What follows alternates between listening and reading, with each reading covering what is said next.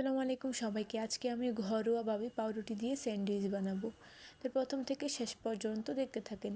এখানে আমি পাউরুটিগুলো নিয়ে নিলাম, এরপর নিয়ে নিয়েছি কাঁচামরিচ, পেঁয়াজ, ধনিয়া পাতা, এখানে নিয়ে নিয়েছি চিজ। এখন আমি পেঁয়াজ আর কাঁচামরিচটাকে ভালো করে লবণ দিয়ে মাখিয়ে নেব। এতো মাখিয়ে নিয়েছি, এখন এর মধ্যে দিয়ে দেবো 2টা ডিম। এখন ডিমটাকে ভালো করে পেঁয়াজ আর মরিচের সাথে মিক্স করে নেব।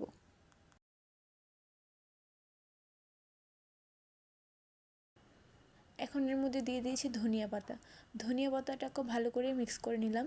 এখন তেলের মধ্যে ডিম দিয়ে দিয়েছি, এর উপরে দিয়ে দিলাম একটা পাউরুটি। পাউরুটিটা এখন উল্টো করে নিয়েছি, উপরে ডিমটা চলে আসছে, এই ডিমের উপরে দিয়ে দিলাম সস আর চিজ। এখন আরেকটা পাউরুটির উপরে দিয়ে দেব। এখন এটা আবার উল্টিয়ে নেব। এই তো উল্টিয়ে নিয়েছি, নিচের কালারটা এরকম আসছে। এখন আমার স্যান্ডউইচ রেডি হয়ে গেছে। এই যে দেখেন, দেখতে অনেক ক্রিস্পি লাগছে আর খেতে অনেক মজা হয়েছিল। আপনারা বাসায় ট্রাই করে দেখতে পারেন।